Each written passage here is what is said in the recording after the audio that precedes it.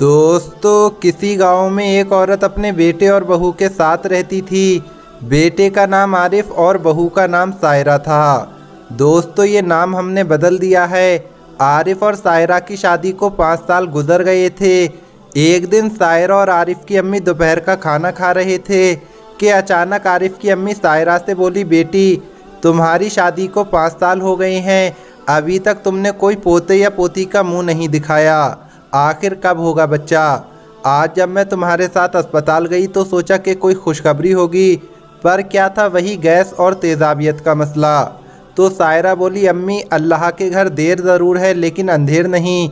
मगर सायरा की सास बोली, तुम्हारे साथ जिनकी भी शादियां हुई हैं वो सब 2-2 या 3-3 बच्चों की माँ बन गई हैं और तुम अभी तक एक बच्चे की माँ नहीं बन सकी। तो सायरा बोली, अम्मी, अगर ये सब मेरे हाथ में होता तो मैं कब का आपको दादी बना देती, लेकिन मैं क्या करूं, ये सब मेरे हाथ में नहीं है। इतने में आरिफ बोला, सायरा, जाओ तुम मेरे लिए चाय बना कर लाओ। तो सायरा चाय बनाने के लिए किचन में चली गई। सायरा के जाने के बाद आरिफ की अम्मी बोली, बेटा, अगर तुम्हारी बीवी बच्चा पैदा नहीं कर सकती तो तुम ही कुछ कर लो। तो आरिफ बोला, अम्मी, आखिर बच्चा तो सायरा ने ही पैदा करना है, इसमें मैं क्या कर सकता हूँ। तो आरिफ की अम्मी बोली, तू क्यों नहीं कर सकता, कम से कम दूसरी शादी कर ले, बच्चे तो पैदा हो जाएंगे। तो आरिफ बोला, अम्मी, मैं तो शादीशुदा हूँ, मुझसे कौन शादी करेगा। तो आरिफ की अम्मी बोली, मेरी एक दोस्त है, उसकी बेटी का नाम सिद्रा है, कम उम्र की लड़की है, तेरी और उसकी जोड़ी बहुत अच्छी लगेगी। मैं ये नहीं कहती कि तू सायरा को तलाक दे दे, लेकिन तू उसको भी अपने साथ रख, तेरा अपना काम है, तू 2-2 बीवियों का खर्च उठा सकता है। सायरा जो किचन में चाय बना रही थी उसने ये सब बातें सुन ली। जब आरिफ कमरे में आया तो सायरा रोने लगी। आरिफ ने रोने की वजह पूछी तो सायरा बोली, मैंने आपकी और अम्मी की सारी बातें सुन ली हैं, आप मुझे छोड़कर दूसरी औरत इस घर में लाना चाहते हो। तो आरिफ बोला, ऐसा नहीं है सायरा, वो मेरी अम्मी का हुक्म है और मैं अपनी अम्मी का हुक्म नहीं टाल सकता। और तुम्हें भी पता है हमारी शादी को 5 साल हो गए हैं और अभी तक बच्चे का नामो निशान तक नहीं है। मैं अपनी अम्मी को एक पोता या पोती नहीं दे सका। और हाँ, तुम्हारा जो मुकाम इस घर में है तुम्हारा वही मुकाम रहेगा। अगले दिन आरिफ की अम्मी अपनी सहेली के घर अपने बेटे का रिश्ता लेकर चली गई। जब आरिफ की अम्मी ने अपनी सहेली से आरिफ के लिए उसकी बेटी सिद्रा का हाथ मांगा तो सिद्रा की अम्मी बोली, मगर आपका बेटा तो पहले से ही शादीशुदा है। तो आरिफ की अम्मी बोली, हाँ है तो, लेकिन ना होने के बराबर, क्योंकि आरिफ की बीवी सायरा बच्चे पैदा नहीं कर सकती। अगर उसने बारिश ही नहीं देना तो क्या फ़ायदा ऐसी बीवी का। आरिफ की अम्मी ने अपनी सहेली को राज़ी कर लिया और फिर 2 दिन के बाद आरिफ और सिद्रा का सादगी के साथ निकाह हो गया। निकाह करके आरिफ सिद्रा को घर लेकर आ गया।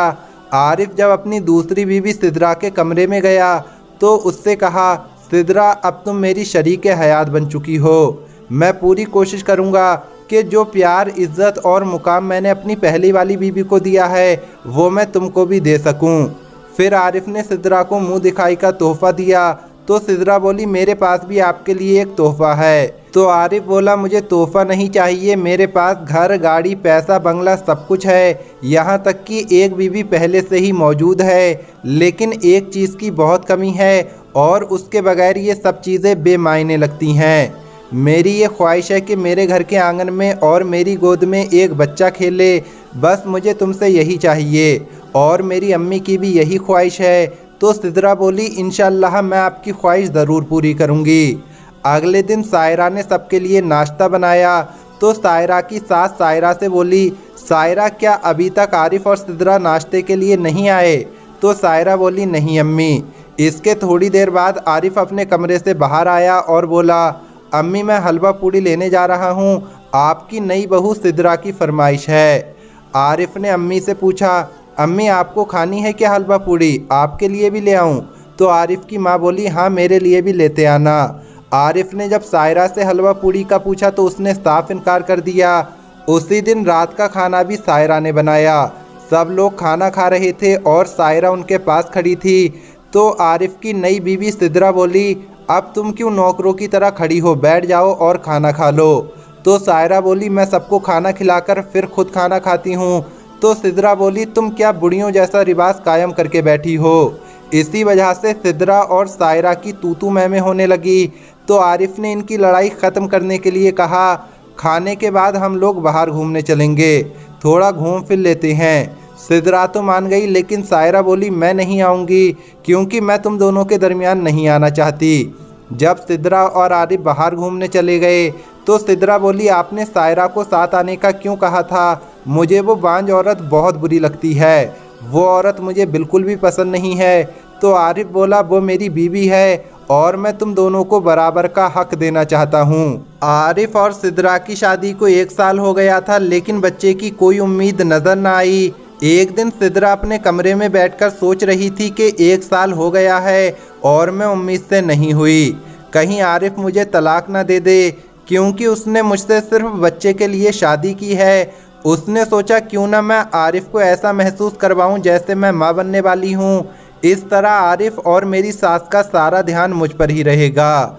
सिद्रा बार बार ड्रामे करती कि मेरे पेट में दर्द हो रहा है।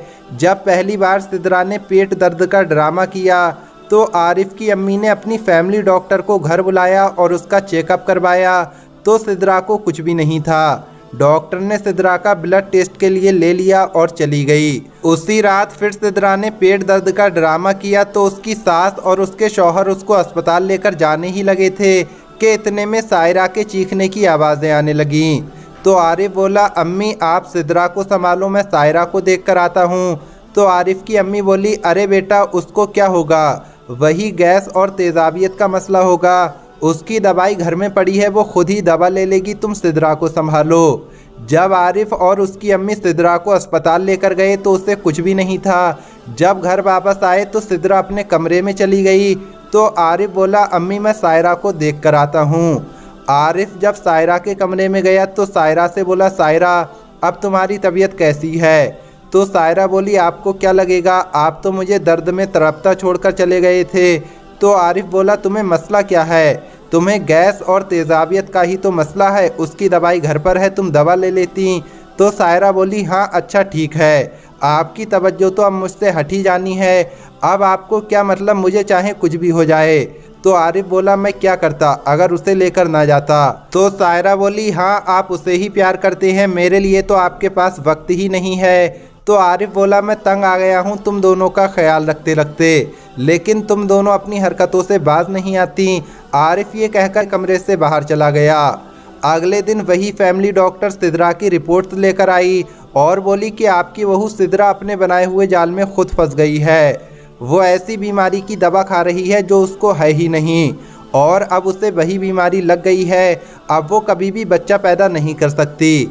आरिफ की अम्मी कहने लगी, शायद मुझे मेरी बड़ी बहू सायरा की बद्दुआ लग गई है, मैंने उसके साथ अच्छा सलूक नहीं किया, तो आज अल्लाह ताला ने मुझे ये दिन दिखाया है। अभी आरिफ की अम्मी ये बातें कर ही रही थी कि अचानक फिर से सायरा के चीखने की आवाज़ें आने लगीं।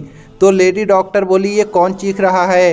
तो आरिफ बोला, ये सायरा है। तो लेडी डॉक्टर बोली, अगर आप कहें तो मैं सायरा का चेकअप कर लूँ? तो आरिफ बोला, जी कर लो। तो आरिफ की अम्मी बोली, मुझे तो लगता है सायरा भी सिद्रा की तरह ड्रामे कर रही है। लेकिन जब लेडी डॉक्टर सायरा का चेकअप करके बाहर आई तो उसने बताया, आपके लिए खुशखबरी है।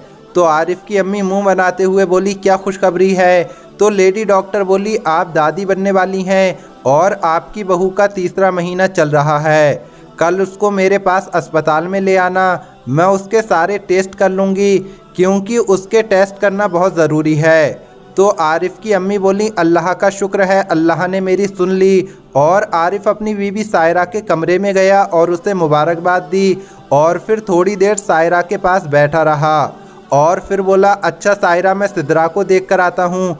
तो सायरा बोली, जी ठीक है, इस वक्त वैसे भी उसे आपकी ज़रूरत है। जब आरिफ सिद्रा के कमरे में गया तो सिद्रा रो रही थी और अपने कपड़ों का बैग बांध रही थी। तो आरिफ बोला, क्या सिद्रा तुम कहीं जा रही हो? तो सिद्रा बोली, जी मैं हमेशा हमेशा के लिए ये घर छोड़कर जा रही हूँ, क्योंकि मुझे अब इस घर में नहीं रहना चाहिए।